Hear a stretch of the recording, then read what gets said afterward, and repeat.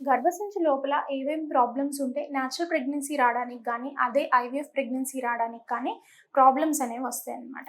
Generally uterus లోపల cavity ఏదైతే ఉందో, ఆ క్యావిటీ బెలూన్ లాగా ఎక్స్పాండ్ అవుతుంది. ప్రెగ్నెన్సీ అనేది పాజిటివ్ వచ్చిన తర్వాత బేబీ ఎదిగే కొద్దీ యుట్రస్‌కి ఎక్స్పాండ్ అయ్యే కెపాసిటీ అనేది ఉంటుందన్నమాట. సో, కొన్ని కండిషన్స్‌లో అంటే యుట్రస్‌లో ఏమన్నా గడ్డలున్నా, ఫైబ్రాయిడ్స్ ఉన్నా, లేకపోతే అడినోమయోసిస్ వాపు ఉన్నా, ఈ కండిషన్‌లో ఏంటి అంటే ఎక్స్పాన్షన్ అనేది కొంచెం కష్టంగా ఉండి ప్రెగ్నెన్సీ అనేది పోయే అవకాశం అనేది ఉంటుందన్నమాట. సో, కేర్‌ఫుల్‌గా మనం ఫైబ్రాయిడ్స్ ఉన్నా, అడినోమయోసిస్ ఉన్నా సరే వాళ్ళకి ట్రీట్మెంట్ చేసిన తర్వాత ప్రెగ్నెన్సీ ప్లాన్ చేసుకోమని చెప్తాం. అదే ఐవీఎఫ్ పద్ధతిలో మేము మెయిన్‌లీ ఫోకస్ చేసుకునేది ఏంటి అంటే యుట్రస్ లోపల ఏదైతే లేయర్ ఉంటుందో ఎండోమెట్రియం, వాటి మీద ఫోకస్ చేసుకోవడం అనేది జరుగుతుంది. జనరల్లీ ప్రెగ్నెన్సీ రాకపోవడానికి కారణం గర్భసంచి లోపల అతుకులు, ఎడిషన్స్ ఉన్నా, లేదు పాలిప్స్ అంటారు, పిలకలు లాంటివి ఏమన్నా ఉన్నా సరే, గర్భసంచిలో ఇన్ఫెక్షన్స్ ఏమన్నా ఉన్నా ఫెయిల్ అయ్యే కెపాబిలిటీ అనేది ఉంటుందన్నమాట.